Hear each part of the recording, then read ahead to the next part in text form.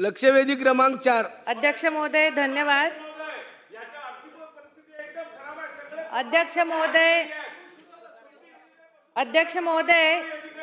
2009 मध्ये वसई विरार महानगरपालिकेची स्थापना झाली। अध्यक्ष महोदय गेल्या 16 वर्षामध्ये जवळपास 2300 इमारतींना सीसी देण्यात आलेली आहे। अध्यक्ष महोदय आणि या सीसी मिळालेल्या इमारतींना अजूनपर्यंत 90% इमारतींना ओसी मिळालेली नाही। अध्यक्ष महोदय आणि त्यामुळे या इमारतींना पाणीही उपलब्ध होत नाही। अध्यक्ष महोदय एवढ्या मोठ्या प्रमाणावर विकासकांनी ओसी न घेण्याचे कारण स्पष्ट आहे।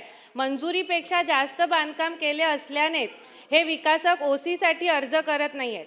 त्यामुळे मंजूर नसलेल्या वाढीव बांधकामामध्ये राहणाऱ्या सदनिका धारकांची सुद्धा खूप मोठ्या प्रमाणात फसवणूक झालेली आहे। अध्यक्ष महोदय हा सर्व प्रकार वसई विरार महानगरपालिकेचे तत्कालीन आयुक्त, नगर रचना विभागाचे अधिकारी आणि विकासक यांच्या संगनमताने झालेले आहे। अध्यक्ष महोदय आणि यांच्या या भ्रष्ट कारभारामुळे सामान्य जनता यामध्ये भरडली जाते। अध्यक्ष महोदय या लक्षवेधी यापूर्वी सुद्धा यावर लक्षवेधी मांडण्यात आली होती आणि त्यावेळेला शासनाने उत्तर दिलं होतं की ओसी न घेणाऱ्या विकासकांच्या इतर मालमत्तेवर बोजा लावून त्यांचा नवीन प्रकल्प मंजूर करणार नाही असं शासनाने उत्तर दिलं होतं।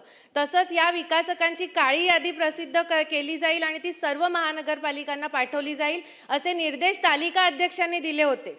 त्यानंतर 16 जुलै 2025 रोजी सन्माननीय मुख्यमंत्री महोदयांनी बैठक घेतली होती आणि त्या बैठकीमध्ये सांगितलं होतं की ह्या विकासकांना किंवा इमारती धारकांना ओसी देण्यासाठी अभय योजना लागू करण्यात यावी।